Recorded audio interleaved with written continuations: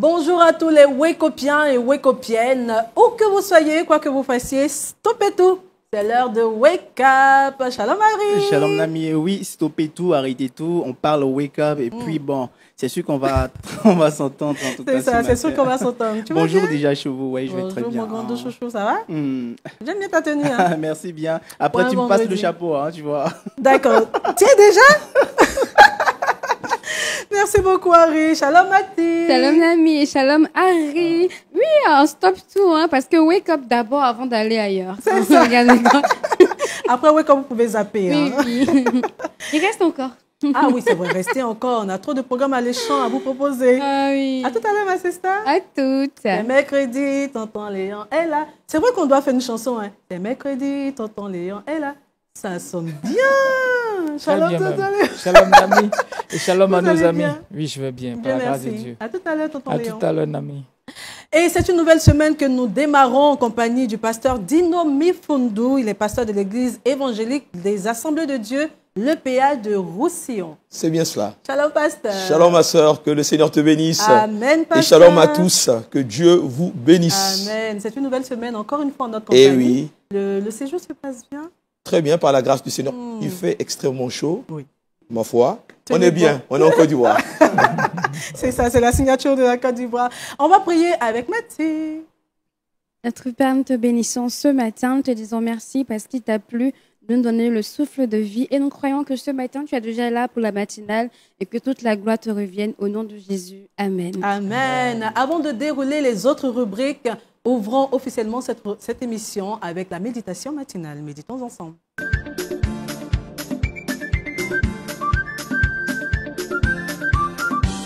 Bonjour, chers amis. Nous sommes dans la joie de vous retrouver encore ce matin autour de la merveilleuse parole de Dieu. J'aimerais vous inviter à ouvrir votre Bible dans l'évangile de Matthieu au chapitre 8, le verset 19 jusqu'au verset 27. Permettez-moi de lire ensemble avec vous. Un scribe s'approcha et lui dit, « Maître, je te suivrai partout où tu iras. » Jésus lui répondit, « Les renards ont des tanières et les oiseaux du ciel ont des nids. Mais le Fils de l'homme n'a pas où reposer sa tête. » Un autre d'entre les disciples lui dit, « Seigneur, permets-moi d'aller d'abord ensevelir mon Père. » Mais Jésus lui répondit, « Suis-moi et laisse les morts ensevelir leurs morts. » Il monta dans la barque et ses disciples le suivirent. Et voici, il s'éleva sur la mer une si grande tempête que la barque était couverte par des flots. Et lui, il dormait. Les disciples s'étant approchés, le réveillèrent et dirent, « Seigneur, sauve-nous, nous périssons. » Il leur dit, « Pourquoi avez-vous peur, gens de peu de foi ?» Alors il se leva, menaça le vent et la mer, et il y eut un grand calme. Ces hommes furent saisis d'étonnement. « Quel est celui-ci, disait-il, à qui obéissent même les vents et la mer ?» Amen. Amen. Amen. Que veut dire suivre Jésus? Chers amis, nous avons tous un jour été invités quelque part. Invités à une fête, invités à un mariage, invités à LMTV. En tout cas, moi j'ai eu le privilège. Et je remercie toute la direction. Mais j'aimerais vous annoncer une merveilleuse nouvelle ce matin. Que l'évangile est une invitation. Jésus t'invite à le suivre. Mais qu'est-ce que cela veut dire? La parole que nous avons eu le privilège de lire, nous sommes en face des premiers disciples qui ont eu le privilège de pouvoir recevoir cette invitation. Et les disciples, en tout cas certains, ont dit oui. Mais la grande question qui se pose aujourd'hui, quelle sera ta réponse face à cette invitation aujourd'hui? Jésus t'appelle. Et en lisant cette portion des Écritures, nous allons voir quelques raisons qui vont nous expliquer ce que cette expression veut dire. Suivre Jésus. Jésus t'invite à le suivre. Mais qu'est-ce que cela veut dire? En quelques minutes, nous allons évoquer quelques clés, quelques raisons qui nous amènent à suivre le Maître. Pourquoi nous le suivons? Et que faut-il faire pour pouvoir suivre le Maître? Première chose, Il faut le suivre pour ce qu'il est et non pour ce que vous pensez qu'il est dans votre cœur. Je reprends. Il faut le suivre pour ce qu'il est et non pour ce que vous pensez dans votre cœur. Jésus n'est pas ce que les gens pensent, mais Jésus est ce qu'il dit lui-même. Jésus est ce que dit la parole de Dieu qu'il est. Nous voyons ici un maître, un scribe, un érudit, un intellectuel qui connaissait la loi, qui pouvait interpréter une question légale, quelqu'un qui avait une connaissance des Écritures. Maître, j'ai vraiment envie de te suivre. Les réponses de Jésus sont toujours particulières. Écoutez ce que Jésus dit. Les renards ont des tanières, les oiseaux du ciel ont des nids, mais moi, le Fils de l'homme, je n'ai pas de lieu où reposer ma tête. Jésus connaît les motivations de nos cœurs. Quelque part, Jésus ici est en train de tester sa motivation. Tu veux me suivre? Mais cela implique de pouvoir te détacher du monde matériel, assurément qui gangrène dans notre sphère. Jésus n'avait pas de demeure permanente. La Bible dit qu'il allait de lieu en lieu, faisant du bien, apportant la guérison. Mais assurément dans le cœur de ce scribe, il y avait peut-être une certaine opportunité de rayonner ou bien peut-être d'obtenir une reconnaissance sociale. Il dira, tu veux me suivre? Quelque part, Jésus est en train de dire, je suis un sans-abri. Voilà le mode de vie que je te propose. Quelqu'un me dira ce matin, donc suivre Jésus, finalement, c'est manquer de tout. Non, chers amis, ce n'est pas ce que je suis en train de dire. Mais Jésus veut que nous puissions le suivre en tant que sauveur. Lui devant, nous derrière. Il est le sauveur, celui qui sauve nos âmes. Il est le Seigneur, celui qui veut gouverner nos âmes. Il veut gouverner notre corps, notre esprit et notre âme. Il ne veut pas que nous puissions le suivre pour ce que nous avons résolu dans notre cœur en fonction de la pertinence, de la définition que nous avons apportée à Jésus. Tu n'as pas à définir Jésus. La Bible présente Jésus comme étant le Seigneur des Seigneurs, le Roi des Rois, le Sauveur du monde, car Dieu a tant aimé le monde qu'il a donné son Fils unique, Jésus-Christ, afin que quiconque croit en lui ne périsse point, mais qu'il ait la vie éternelle. Jésus n'est pas ce que tu penses. Jésus n'est pas ce que les gens disent qu'il est, mais Jésus est ce que la Bible dit qu'il est. Il est le pain de vie, il est la résurrection et la vie, il est le chemin, la vérité et la vie. Il est celui que le Père a envoyé, il est le Messie, le Christ, l'envoyé de Dieu, le Fils unique du Père éternel. Et en dehors de lui, il n'y a pas de salut, en dehors de lui, il n'y a pas de vie éternelle, en dehors de lui, il n'y a pas de paradis. Alors le suivre, c'est accepter qui il est.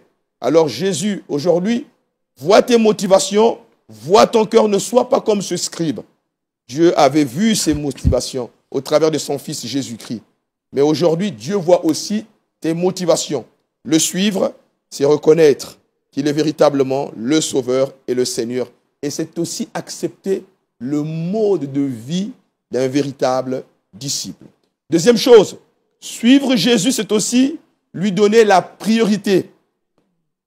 La première place, pour bien le dire, toute la place. Soit Jésus est ton Dieu, soit il n'est pas ton Dieu. Soit il est le Seigneur des Seigneurs de ton cœur, soit il n'est pas le Seigneur. Les deux disciples l'entendirent prononcer ces paroles. La Bible dit, ils le suivirent. André, frère de Simon-Pierre, est l'un des deux qui avait entendu des paroles de gens qui avaient suivi Jésus. Un autre disciple demande à Jésus la permission d'aller d'abord ensevelir son père. Jésus lui dit, suis-moi et laisse les morts ensevelir leurs morts. La réponse de Jésus peut paraître un peu bizarre. Mais en réalité, Jésus est en train de dire, moi d'abord et ta famille après. La priorité doit être donnée à Jésus. Quelle est la priorité que tu as donnée à Jésus? Quelle est la place que tu donnes au Seigneur Jésus-Christ? La Bible dit que sans la mort de Jésus sur la croix, nos péchés ne sont pas pardonnés et il n'y a pas de vie éternelle. Jésus est venu donner sa vie afin de sauver ton âme. Quelle est la place qu'il a? Jésus n'était pas contre que cet homme se déplace pour aller prendre soin, assurément, sur les obligations familiales qui étaient autour de lui. Mais en réalité, ce que Jésus voulait dire, donne-moi la priorité. Alors ici, quelle est la priorité que mon ami, tu donnes à Jésus? Jésus va être ta priorité. Troisièmement, suivre Jésus, c'est lui faire totalement confiance malgré la tempête. Les disciples sont passés par une situation assez difficile. La barque, elle a été malmenée par les flots. Leur foi a été bousculée. Jésus dit, pourquoi avez-vous peur? Suivre Jésus, c'est totalement placer toute sa confiance en lui, malgré les circonstances de la vie, malgré les problèmes, malgré la tempête. Jésus te dit, suis-moi, je souffre, suis-moi, je suis malade, suis-moi, je passe par la douleur, suis-moi, suis-moi. Ne regarde pas ce qui se passe autour de toi, place toute ta confiance en Jésus. J'aimerais dire enfin, suivre Jésus, c'est mourir à soi-même. En réalité, Luc 9, 23 nous dit, si quelqu'un veut venir après moi, qu'il renonce à lui-même, qu'il se charge chaque jour de sa croix et qu'il me suive. Renoncer à soi-même, c'est désirer ardemment vivre, non pas comme je veux, mais comme le Seigneur le veut. Se charger de sa croix, c'est choisir volontairement le même mode de vie que Jésus-Christ. Comment Jésus vivait? Eh bien, il a vécu l'opposition, le rejet, mais il n'a pas faibli. Il a continué la marche. Il a souffert. Il n'a pas dit non à la volonté de Dieu. Dieu était avec lui. J'aimerais te dire, mon frère, ma sœur, toi qui me regardes, ou toi qui me regardes pour la toute première fois, veux-tu suivre Jésus? Place ta confiance en lui. Veux-tu suivre Jésus? Renonce à ton péché. Veux-tu suivre Jésus? Donne-lui toute la place malgré les tempêtes. Veux-tu suivre Jésus? Dis à lui, ta volonté, mais pas la mienne. J'aimerais te donner l'opportunité ce matin. Peut-être que tu ne connais pas le Seigneur Jésus-Christ. Maintenant, tu peux te repentir là où tu te trouves et dire, Seigneur, je sais que tu es mort à la croix pour moi, tu as donné ta vie pour moi, j'aimerais maintenant te suivre à partir de ce matin et ce jusqu'à la fin de ma vie. Je te demande pardon pour tous mes péchés et je saisis ta main. Seigneur, merci de toucher le cœur de celui ou de celle qui a entendu ce message afin qu'il place toute sa confiance en toi seul. Merci de sauver son âme, de toucher son cœur et de lui accorder la vie éternelle dont il a besoin. À toi toute la gloire dans le nom de Jésus-Christ. Amen. Amen. Merci beaucoup, pasteur. En tout cas, nous, sur ce plateau, nous avons franchi le Rubicon. Nous avons franchi le Rubicon en suivant Jésus et nous lui rendons, j'y arrive, toute la gloire parce que nous maintient dans ses voies en dépit des vents et marées. Et nous invitons quelqu'un ce matin à suivre le Seigneur véritablement. Merci infiniment, pasteur. Merci. Tonton Léon, réaction, question. Oui, suivre Jésus, c'est toute notre vie, c'est toute notre marche chrétienne. Et comme le pasteur l'a dit, ces différentes étapes me font dire que parfois, on a suivi Jésus, mais on n'a pas suivi toutes les étapes. Ouais. Oui, et c'était ça qui me revenait. On a donné notre vie à Jésus, tout de suite on s'est fait baptiser, tout de suite on est impliqué dans un ministère dans l'église, et puis voilà, on est chrétien. Il y a certains processus qui sont inachevés. Donc c'est ce qui fait que parfois il y a des défis dans l'action de suivre Jésus. Donc c'est d'aller au bout jusqu'à avec lui en respectant toutes les étapes que le pasteur nous a suggérées. Merci beaucoup, tonton Léon. Merci infiniment, pasteur. Vous Dieu avez soit déjà béni. prié, on ne va pas encore vous demander de prier. Dieu soit béni. Allez, voyageons au cœur de l'actualité avec Harry et c'est dans Culture Actu.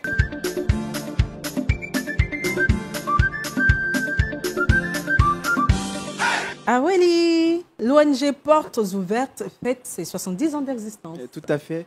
Alors aujourd'hui, nous sommes du côté de l'Europe pour parler un peu de cette organisation non gouvernementale qui pose vraiment des actions d'envergure, des actions de grand cœur pour les personnes qui sont en situation de persécution. Il faut dire que cette association a été fondée depuis 1955 par Anne van der Bilch. L'ONG Portes Ouvertes fête aujourd'hui ses 70 ans d'existence. Présente dans près de 70 pays, l'ONG Portes Ouvertes fait partie des associations chrétiennes, je l'avais dit tantôt, les plus présentes aux côtés des chrétiens en difficulté. Et elle a pour rôle, dans un premier temps, de soutenir, de militer en faveur des chrétiens persécutés dans le monde. Mais à côté de cela, elle fait également un travail remarquable, un travail d'évangélisation dans les zones les plus fermées, les zones les plus hostiles à l'évangélisation, sinon à l'évangile. On le sait tous, actuellement, notre monde est assez fermé. Il y a certains endroits de ce monde qui sont très hostiles à l'évangile. Je citerai pas, je suis tenté quand même de citer, ici en Afrique, il y a le Nigeria, il y a certaines zones dans le monde, en Europe, partout, où l'évangile ne peut pas arriver tout simplement à cause du système qui est mis en place. Et naturellement, l'ONG Portes Ouvertes s'est donné cette mission-là, de pouvoir rentrer là où personne ne peut entrer. C'est d'ailleurs de là lui vient son nom, Portes Ouvertes. C'est-à-dire que si les portes sont fermées quelque part, à nous, au nom de Jésus-Christ, les portes seront ouvertes. Et naturellement, cette ONG-là vraiment fait un travail remarquable et nous voulons déjà saluer cela. Au cours de cette cérémonie de célébration, l'ONG va dans un premier temps retracer son histoire depuis sa création jusqu'à maintenant. Elle va mobiliser encore les chrétiens à agir en faveur des chrétiens, sinon des personnes qui sont vraiment dans des situations difficiles, des situations précaires et qui sont également persécutées. Et bien entendu, elle va aussi rendre grâce à Dieu. Donc, il y aura des temps de partage, des temps de célébration, d'adoration, de louange pour pouvoir dire merci à Dieu qui a permis à cette organisation, depuis sa création jusqu'à maintenant, de pouvoir subsister.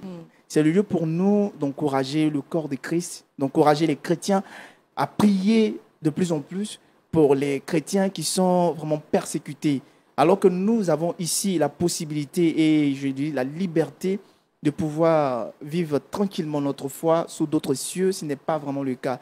Donc, réjouissons-nous, d'accord, mais prions aussi pour les personnes qui sont persécutées pour que celles-ci puissent obtenir, sinon avoir la chance de pouvoir vivre tranquillement et librement leur foi. Mais c'est sûr que tu iras nous représenter, hein. Non, mais je le ferai naturellement, mais ce sera encore plus grand si on partait tous. Donc, c'est sûr qu'on trouvera le moyen d'y être d'une façon ou d'une autre, même si on n'y est pas physiquement, mais on pourra adresser nos prières à Dieu et de notre côté, continuer le mouvement d'évangélisation, c'est très important. Merci beaucoup, Harry. En tout cas, moi, derrière ces 70 ans d'existence, je vois tous ces chrétiens persécutés qui ont été soutenus, qui ont reçu de l'appui. Je vois également ces millions de Bibles qui ont été distribuées parce qu'on sait que l'ONG Portes Ouvertes distribue des Bibles chaque année. Et ces Bibles-là qui ont impacté la vie de tous ces lecteurs. Je vois tellement de choses derrière ces 70 ans et nous prions que l'ONG Portes Ouvertes, les œuvres de l'ONG Portes Ouvertes soient pérennes afin de gagner encore et encore des âmes à l'Éternel. Merci beaucoup, Harry. Et puis, on espère que tu vas nous distribuer des billets pour qu'on puisse y aller, n'est-ce pas, Mathilde? On espère tant. Moi, c'est la partie qui m'intéresse beaucoup. Et sinon, l'ONG, on remercie le Seigneur pour celui qui a inspiré donc cette ONG qui vraiment fait du bien aux chrétiens. Elle n'est pas seulement de manière théorique. Franchement, on la trouve partout. Et à tout moment, nous-mêmes, on va chercher des informations. Il y a des lieux où vraiment la persécution... Vraiment, c'est atroce. Et l'ONG arrive à aller soutenir des personnes là-bas. Et pour ces 70 ans, on ne souhaite que le meilleur et vraiment la grâce de Dieu sur cette ONG. Et 70 ans, et l'ONG est représentée dans 70 pays. 70 ans, 70 pays. Une année pour un pays. Donc, on va ajouter encore d'autres pays. C'est ça. Tonton Léon, réaction. Oui, frère André, c'est comme ça nous on l'appelle. Oui. Voilà, frère André, voilà, qui en tout cas est l'un des missionnaires du 21e siècle, qui n'a pas forcément fait beaucoup de bling-bling, mais qui a eu un impact significatif. 70 ans, une œuvre qui a 70 ans, c'est une œuvre véritablement qui vient du Seigneur. Et Portes Ouvertes a beaucoup collaboré avec Jeunesse en Mission, parce que les deux fondateurs se connaissent très bien. Ce sont des amis, et on l'appelait le contrebandier. Parce que c'est quelqu'un qui passait les frontières en Union soviétique, les frontières les plus fermées, les plus hermétiques, il passait avec la Bible. Et il a cette phrase, une fois il s'est retrouvé à une frontière avec des Bibles qu'il a cachées. Et arrivé à la frontière, on l'a retiré. Pendant qu'on le contrôlait, il a dit, Seigneur, si tu as ouvert les yeux des aveugles, ferme les yeux de ceux qui voient. Et il a traversé, ils n'ont pas vu ces Bibles. C'est comme ça qu'ils ont infiltré toute l'Europe du Nord, tous ces pays dits fermés. Donc, quand ils parlent de persécution, eux-mêmes, ils ont vécu cela. Mais l'évangile est avancé. Donc, c'est des gens qu'il faut célébrer. Il est décédé en 2022. Voilà. Donc, son œuvre persiste et c'est un modèle pour nous. Amen. Très beau témoignage. Un très bon Merci, témoignage. Seigneur. Pasteur. Moi, j'ai eu l'occasion de pouvoir les inviter chez moi à l'église. Ils sont venus faire une ou deux missions. En tout cas, j'ai été béni de découvrir et de voir l'enjeu et la portée de ce travail dans plusieurs pays. Et nous avons eu aussi le privilège de les soutenir avec nos modestes moyens parce que je pense qu'il faut prier pour eux. C'est une œuvre qui fait un travail phénoménal. Et dans certains pays, la persécution, elle n'est pas tellement visible, mais dans d'autres, c'est vraiment une réalité évidente et une souffrance énorme. Prions pour eux et je pense aussi que cette œuvre vient de Dieu et que l'Éternel les bénisse richement. Amen. Merci beaucoup, pasteur. Merci, Harry. Allez, aujourd'hui, on vous raconte l'histoire de Lordina Nancy, la petite Ghanéenne âgée de 3 ans et déjà tresseuse professionnelle. Admirons-la.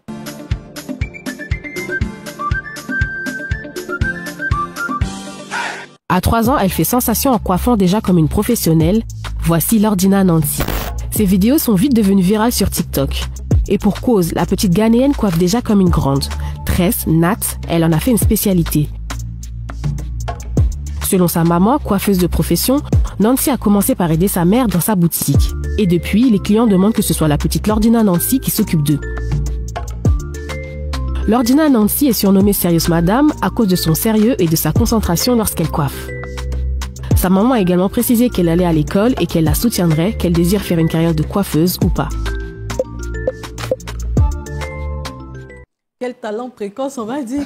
Mais franchement, elle mérite son nom, Sérieuse Madame, parce qu'elle est tellement concentrée sur la tête de ses clientes. Aïe, on va être concentré comme ça. Oui, elle est concentrée, et pas de distraction, tu la vois pas en train de sourire, ni rien du tout, et même pas de planifiement à côté. À 3 ans déjà, maman, je veux ça, je veux ci.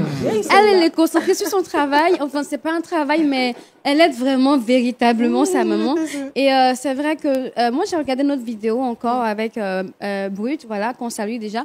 Et dans l'enquête qu'ils ont menée, l'enfant disait qu'elle voudrait être comme sa maman. Et sa maman se plaignait pour dire non, qu'il faut continuer à l'école, mais elle insistait qu'elle voulait rester auprès de sa maman pour l'aider dans son métier. Et c'est vrai que pour moi, je souhaiterais qu'elle continue l'école parce qu'elle saura lire et écrire. Et prochainement, plus tard, elle pourra donc développer son commerce à elle. Et en plus de savoir lire et écrire, partir à l'école, travailler et puis peut-être faire comme un second métier. Voilà, c'est possible d'être pilote et d'avoir un second métier entrepreneur, etc. Voilà, donc, mais elle est vraiment sérieuse. Et elle s'y connaît comme si une grande personne. Tu n'aurais pas ma question. Ah. À 3 ans, qu'est-ce que tu aurais fait? Mais attention, à 3 ans. On suivait maman empereur. Bon, moi, je crois que j'étais à peu près comme elle. Hein. Oui, moi, je tressais les poupées.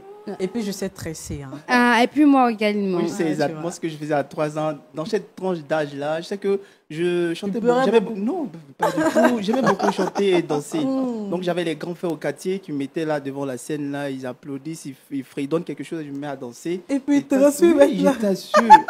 Non, j'étais vraiment réputé. Vous savez, j'ai gardé ce truc jusqu'à aujourd'hui. Dieu merci. Je suis en Christ. Un bon danseur. Voilà.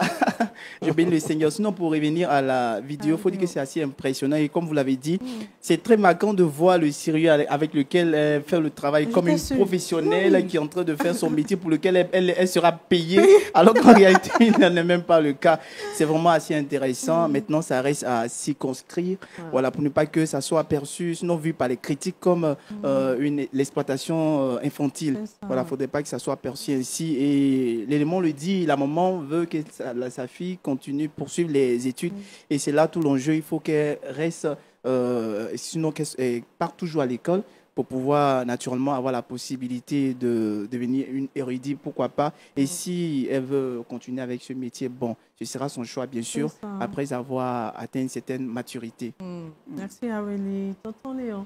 Oui, c'est ça. C'est assez super. Et comme le disent les Ivoiriens, elle ne joue pas avec son travail. Voilà. En Côte d'Ivoire, on a cette expression, je ne joue pas avec mon travail. Juste dis quand je dois faire et je fais bien. Je le fais bien. Il y a toute cette attention, ce sérieux, et ça montre l'aspect passion. Elle est passionnée, ça c'est important. Et ça montre aussi l'aspect vocation. Voilà, aujourd'hui, le monde est devenu dur, difficile. Donc, beaucoup de gens font un travail juste, pas par vocation, mais pour trouver de l'argent et subvenir à ses besoins. Ouais. Dans le plan de Dieu, la vision de Dieu pour le travail, c'est un aspect vocationnel. Et quand très tôt, un enfant comme ça a découvert sa vocation et qu'elle est passionnée, pour moi, on la motive, on l'encourage à aller à l'école, mais ce n'est pas l'école contre ce don. Non, non. C'est vrai. Ça, c'est le piège à ne pas commettre. Tout à fait.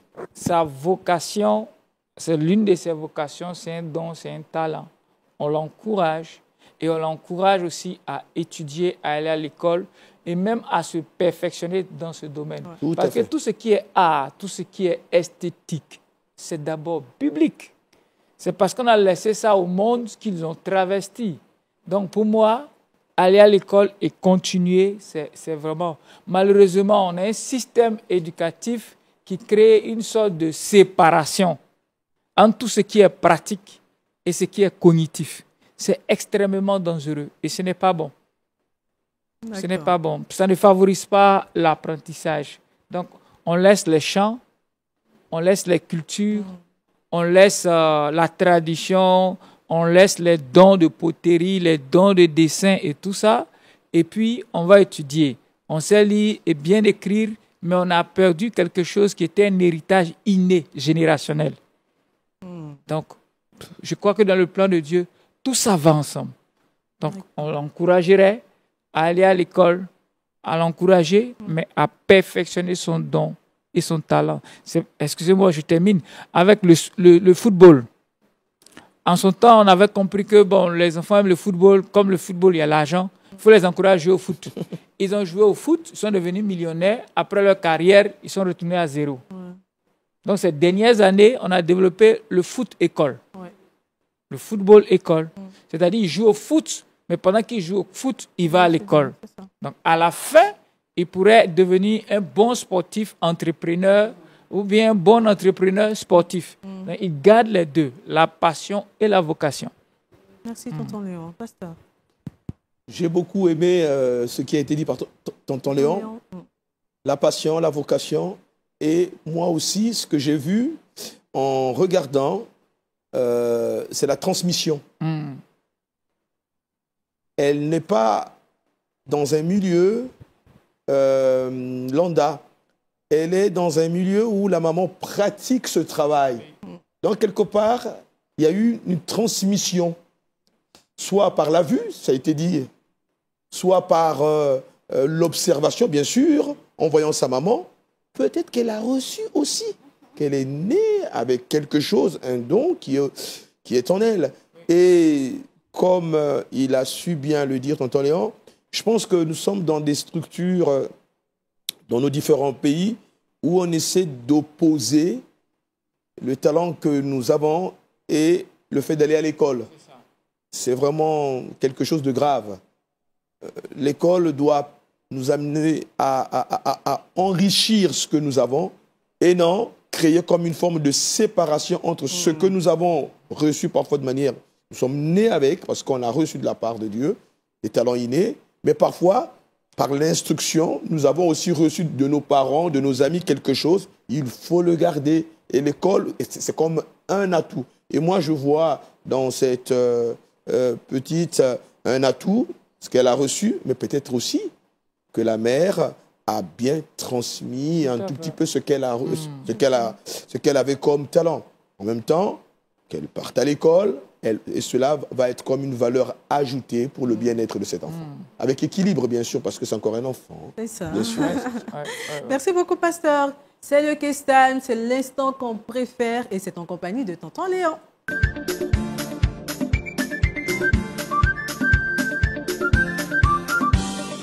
Tonton Léon nous parle aujourd'hui des conditions qui favorisent l'efficacité du langage des conséquences.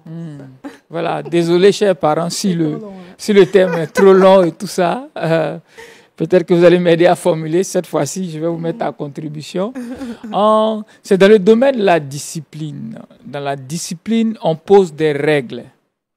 Et ce qui donne la force à une règle, ce sont les conséquences. Okay? Quand la règle est fixée, et qu'on ne la respecte pas, les conséquences viennent donner de la force à la règle, hein, de la valeur à la règle. Donc, quand nous parlons de conditions qui favorisent l'efficacité, c'est-à-dire quelles sont les conditions que doivent respecter ces règles. Donc, en réalité, voilà ce que nous voulons dire, c'est-à-dire quelles sont les conditions pour mettre une bonne règle qui va avoir assez d'impact et d'effet. D'abord, l'enfant doit pouvoir, sinon la personne qui reçoit la conséquence, ressentir assez de frustration pour avoir la ferme volonté d'en finir avec un comportement. C'est-à-dire la conséquence que vous allez prendre, et l'enfant doit ressentir assez de frustration. Voilà, ça, c'est l'un des objectifs clés. Puisqu'on veut l'aider à ne plus vivre, à ne plus marcher ou bien pratiquer ce mauvais comportement. Donc, quand vous prenez une conséquence, il faut qu'il ressente une frustration qui va lui donner la volonté de ne plus le faire. Je prends un exemple pratique, surtout pour les tout petits. Il refuse de ranger son jouet, ses jouets. Après plusieurs interpellations, alors, si on range le jouet, la conséquence, si tu ne ranges pas tes jouets et que c'est quelqu'un d'autre qui range le jouet est confisqué pour 2 ou 3 jours. Vous voyez, ça, en tant qu'elle est venue renverser, il allait tourner. Mais dans 1 heure, 2 heures, il veut revenir jouer. Quand il revient et qu'il veut prendre le jouet et qu'il n'a pas accès, c'est là la frustration en fait. Donc, pour ne pas avoir à être privé de son jouet, qu'est-ce qu'il fait? Il sera plus motivé à pouvoir le ranger. Un autre exemple, surtout pour les plus petits, la technique du coin. Voilà. Il dérange tout le monde, on l'interpelle, voilà. On le met au coin, à l'angle. Par exemple, il est au salon en train de suivre la télé avec ses frères et tout ça. On le met au coin. Et le coin l'empêche de regarder la télé. Donc, il n'a pas son regard sur l'écran. Donc, c'est une véritable torture pour lui d'être là dans la salle où il entend toutes ces choses. Et puis on Donc, peut bien manger à côté. Voilà, et il n'arrive pas à regarder. Donc, il est tenté de tourner sa tête. On dit non, tu restes au coin. Ça, concentré, hein.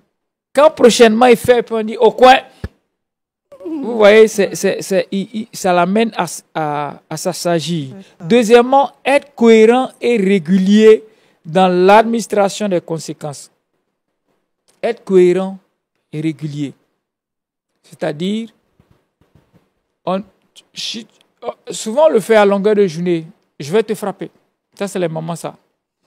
Je vais te frapper. Donc, au cours d'une journée, l'enfant peut attendre 35 fois, je vais te frapper. On ne le frappe même pas une seule fois. Donc, vers la fin, que ça lui communique. Donc, ce n'est pas nécessaire d'annoncer à chaque fois des conséquences qu'on ne va pas faire. Voilà. Si vous annoncez, c'est que vous êtes prêt à le faire. Si vous l'annoncez 10 fois, vous le ferez 10 fois. Un temps, ce n'est plus productif. Si à chaque fois que vous devrez l'annoncer et que vous devrez le faire. C'est pour ça qu'il faut être assez cohérent et régulier. C'est-à-dire les règles sont assez claires. Je prends un exemple chez moi. Si on t'interpelle 3e fois, la 4e fois, tu as droit à 3 coups dans la main. Voilà. Ça, c'est la règle de base. OK? Donc, à chaque fois qu'on t'interpelle la 4e fois, mais en même temps, quand à chaque 4e fois, on va taper, non, on rappelle aussi la grâce. Du coup, qu'est-ce qui se passe? Quand vous voulez faire cette conséquence, vous lui rappelez pourquoi maintenant je dois te taper. C'est parce qu'on m'a interpellé tel nombre de fois et je n'ai pas fait. Donc, quand tu ne l'as pas fait, qu'est-ce qu'on fait? On doit me taper. Donc, te taper maintenant, c'est bien. Tu le mérites. Voilà. Et là, si vous manifestez la grâce, il comprend qu'il y a le pardon. La cohérence aussi, c'est que quand la règle est sûre et qu'elle est claire, il n'y a pas d'injustice. Harry casse le verre aujourd'hui, il est puni. Le lendemain, Mati casse la télé, elle n'est pas punie. On parle, mais ça s'arrête là. Pour les enfants, ce n'est pas clair. Donc, on aime Harry, ou bien on est Mati plus que moi. Voilà. Donc la cohérence, ça va vous aider aussi à manifester une sorte de, comment on appelle, de justice. Troisièmement, je vais m'arrêter à ce troisième. Il y en a plusieurs. Ne pas décider de conséquences sous le coup de la colère. Souvent, sous l'effet de la colère, on annonce, on fait des proclamations et après, on se rend compte que dans l'application, ça va être extrêmement compliqué. Par exemple, ah bon, à cette heure, vous êtes encore devant la télé, plus de télé pendant un mois. Mais plus de télé pendant un mois s'applique à qui? Puisqu'il y a une seule télé dans la maison. C'est plus de télé pour eux ou bien plus de télé pour tout le monde? C'est ça. Mais je vais éteindre la télé pour un mois. Alors, ok, les enfants le prennent au premier degré. Vous allez éteindre eux aussi pour vous. En temps, ce n'est pas vous qui êtes en faute. Donc, vous voulez regarder la télé. Si vous venez allumer la télé, il y a une incohérence, mais qu'est-ce qui se passe? On est allé un peu trop vite. Donc, il est extrêmement déconseillé de prendre des décisions de punition sous l'effet de la colère. Même avec la main, on peut être très violent sans se rendre compte. On peut prendre le premier bâton qui passe par là et finalement, on ne l'a pas discipliné. Hein? C'est de la maltraitance. On l'avait vu ici, discipliner, c'est discipulus. Donc, discipliner et disciple sont la même, c'est la même origine. Donc, à chaque fois que je disciple mon enfant, je suis en train de faire de lui un disciple.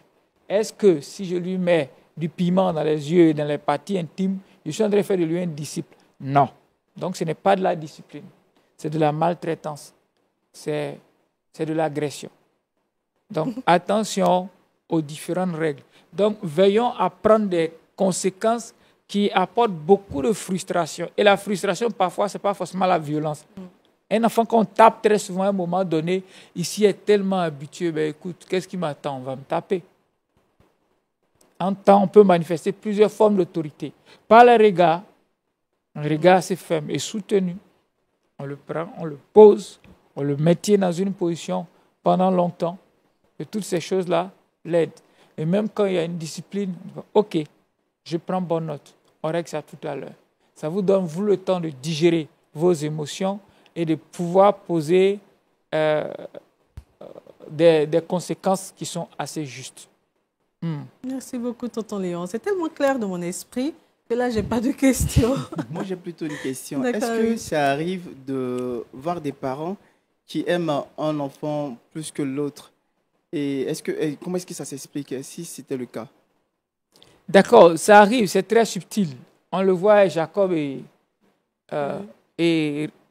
qu'on appelle Rebecca, c'est ça, la femme de Jacob et Rebecca, c'est ça. On voit Isaac et... Non, c'est Isaac et Rebecca. Donc, Jacob et son frère jumeau. Okay? Oui. Jacob était aimé par sa mère et Isaac aimait beaucoup l'autre puisqu'il lui apportait de la viande. Vous voyez la crise que ça a créée entre les deux. Quelque part, c'est le fait que chaque parent était pour un enfant. Donc, ça arrive, ça peut être très, très subtil. Et parfois, cela se manifeste. Par exemple, un enfant, au cours de la grossesse, la maman a beaucoup souffert. Parfois, la maman a beaucoup d'attachement avec cet enfant. Parce qu'elle a une grande compassion de cet enfant qui a souffert. L'effet contraire, c'est qu'elle voit en cet enfant la source de toutes ses douleurs et ses malheurs. Donc, il y a un rejet. Il y a tout de suite les rejets, l'abandon, un enfant auquel on ne s'entendait pas. Voilà, donc quelque part, on va l'aimer, mais au fond de nous, je ne m'attendais pas à toi, donc il y a une limite. Je voulais une fille, j'ai un garçon.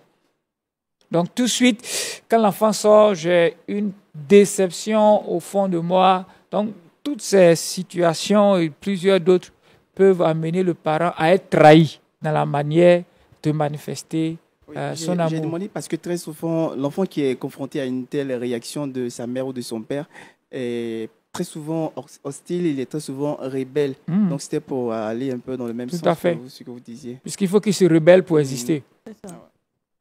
D'accord. Merci, Harry. Pasteur. Mais c'est vrai que dans l'éducation des enfants, nous avons besoin de toute la grâce de Dieu. Pouvoir éduquer avec amour, discipline, grâce, miséricorde.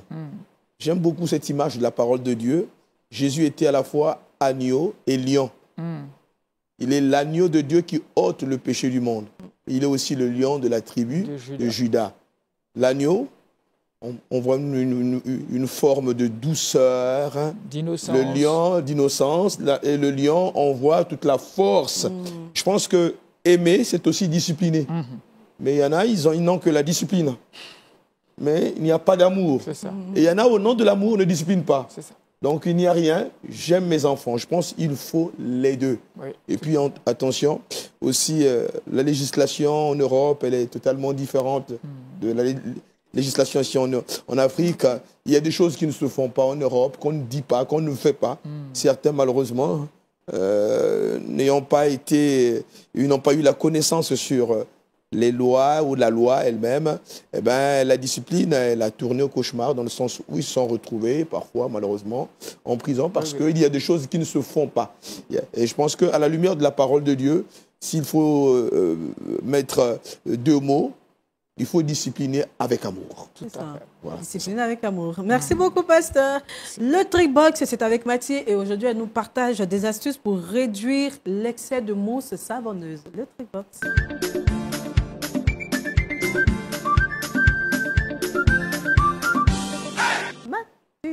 Oui, Nami. Alors, je commence par une question. Chez vous à la maison, qui d'entre vous nettoie donc sa paillasse, ses assiettes, tout ce qui est le sol, et voilà, avec une éponge en mousse? Alors, le constat, c'est que lorsqu'on utilise donc une éponge en mousse et qu'on y ajoute du savon liquide, malheureusement, lors du rinçage, vraiment, on fait beaucoup de gaspillage d'eau parce que l'éponge en question est savonneuse, beaucoup trop savonneuse et vraiment, on ne s'en sort pas. Alors, certains diront que moi, je préfère laisser, mais attention aux bactéries.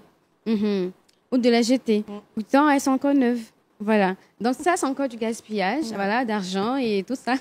Donc, pourtant, il faut faire très attention aux bactéries et aussi à la prolifération de tout ce qui est insectes. Voilà, et puis souvent, l'aspect de l'éponge change, plus que ça devient un peu visqueuse, façon. Et là, il faut jeter comme Nami l'a dit. Mais tout ça, il y a toujours une alternative, comme moi j'aime si bien le dire dans le Trickbox. C'est qu'aujourd'hui, je vous propose une astuce donc, pour vaincre cette partie savonneuse qui vous fatigue. Voilà. Alors, ce qu'on va faire, c'est simple.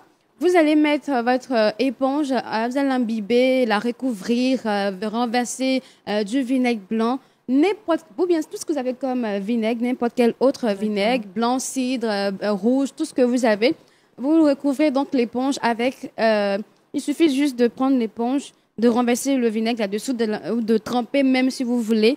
Et il suffit même quelques minutes pour que vous voyez donc le résultat. Il n'y a plus de mousse. Parce que tout au fond, le vinaigre a la capacité donc, de couper tout ce qui est mousse.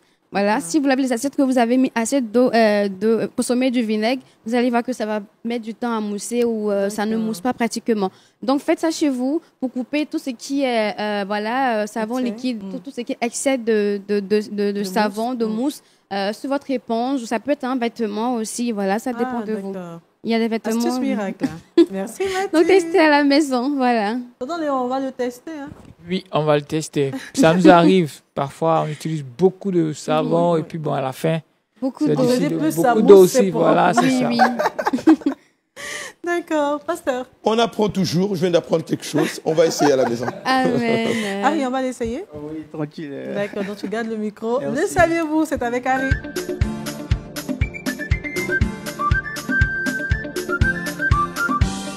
Oui, du chiffre Professeur, 0 si tu veux.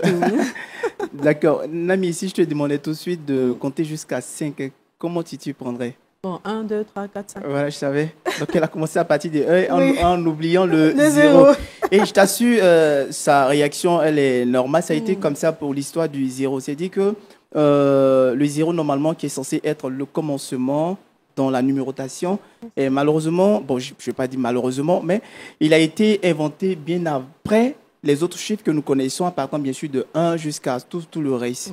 Voilà. Et à vrai dire, son origine est partie de... Il a été utilisé pour la première fois par les Babyloniens. Et par la suite, il sera encore utilisé par les Mayas qui vont le réinventer. Et par la suite encore, il y aura les hindous qui vont réutiliser encore ce chiffre-là, c'est-à-dire le 0, pour pouvoir le retranscrire dans leurs habitudes, dans la numérotation. Et c'est maintenant grâce, on va dire, aux Arabes que ce chiffre-là sera réintégré dans la numérotation que nous avons aujourd'hui. Il sera utilisé, sinon répandu vers toute l'Europe. Voilà. Et c'est à partir de l'Europe, naturellement, puisque c'est grâce à l'Europe aujourd'hui que nous avons l'éducation, entre guillemets, que nous avons ici en Afrique et partout dans le monde entier. Donc, à partir des hindous jusqu'à l'Europe, le 0 a été répandu et inscrit dans la numérotation que nous avons aujourd'hui. Donc, voici un peu l'histoire du 0 et comment le 0 est né. D'accord. Voilà. Donc, désormais, lorsqu'on nous demandera de compter pour tester les micros, Oui, on va commencer par le 0. Pas 0, oui, je D'accord. peux commencer ici. Merci beaucoup, Harry. On apprend tout le temps. Pasteur, là, on a appris encore. Une fois de plus, on est à l'école, on apprend. On apprend, on Merci. essaie d'apprendre. Merci beaucoup, Harry. Tonton Léon, on a terminé. Hein? Oui. Merci beaucoup. Merci. Mathilde, le verset boussole. Nous retenons ce matin Matthieu 8, 23 qui dit « Il monta dans la barque et ses disciples le suivirent. » Amen. Merci, pasteur. Merci. Merci, Harry. Soyez bénis, bien-aimés du Seigneur. À très bientôt. Bye bye. Bye bye.